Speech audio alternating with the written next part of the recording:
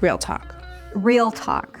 I would say real talk means really not holding back about the reality of running your own business. Being authentic, being truthful. And honesty is the best way to do business.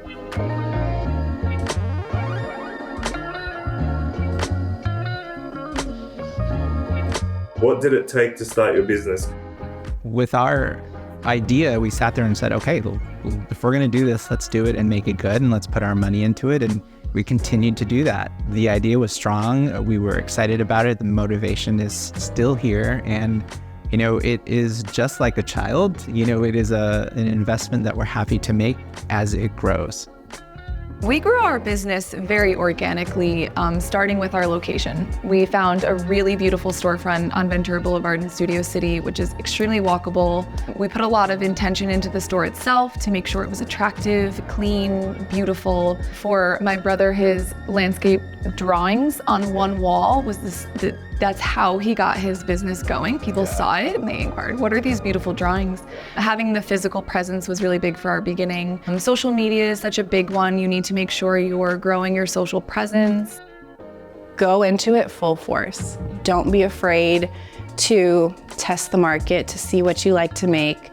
I originally just had this little cart in the living room, and I would just move my machines when I would need them and then pack them away. And I took the leap and asked who I live with if I could get rid of a couch, get a desk, and have a full-blown mini office. So I have all the space that I need, and without taking that jump, I would not be here. So as soon as I came back from Ghana, I started ideating over how could I create Kanda Chocolates, getting the logo together, the trademark, little things to set my business up. And then I said, this is something I need to invest in just for my future career.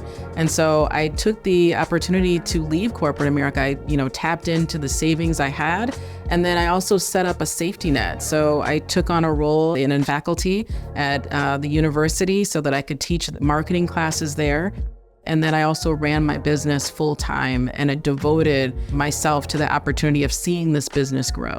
We've also found a lot of support, which we're grateful for. And I think a lot of times people don't start a business because they assume it's an impossible task. Yeah. So my advice to anybody who's thinking of starting or has an idea is to take the first step. As long as your intentions are good, you have some sense of what you're doing, and you keep pushing, you will find the resources you need. Could you share with us the story behind how you initially funded your business? My sister and I initially started our business by spending a couple $100 on a Cricut, which is a cutting machine, and just using the printer we already had. So I essentially started working at a horse farm on the side, weeding the gardens, loading hay on the side after work, after my main salary job, working with a caterer, helping her load stuff, and working at her house too, with the garden, mowing lawns. And I set a really strict budget, like $25 a week for food. And I would buy the half off rotting food at the grocery store and make a stew, and steal food from our parents' house.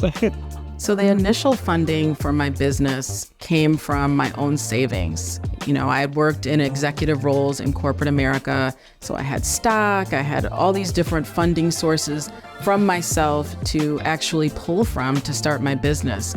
And so I actually started with my own money, and then eventually I actually got some grants throughout the years to actually further my business. We started with very minimal funding, a lot of sweat equity, and just a lot of DIY. I think it's something that a lot of people, automatically think like, oh, I'm gonna own my own business, I'm gonna make money, you gotta start super small. For us to fund the business in the beginning, we had to break it down to the very fundamentals of it.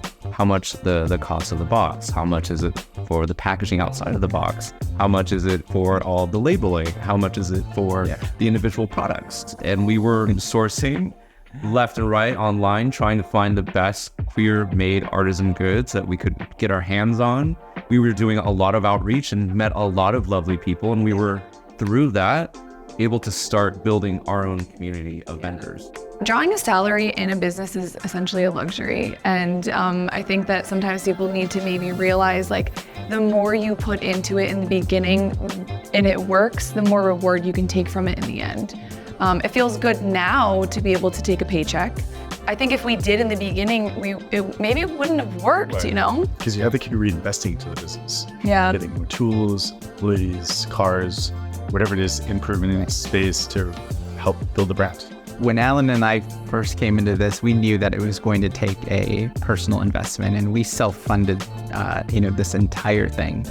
And, sure, there are family and friends that can contribute, and there's 100 different ways that people can contribute. And starting a business is easy, and when you think about it, because there are a lot of different ways that you can raise funds.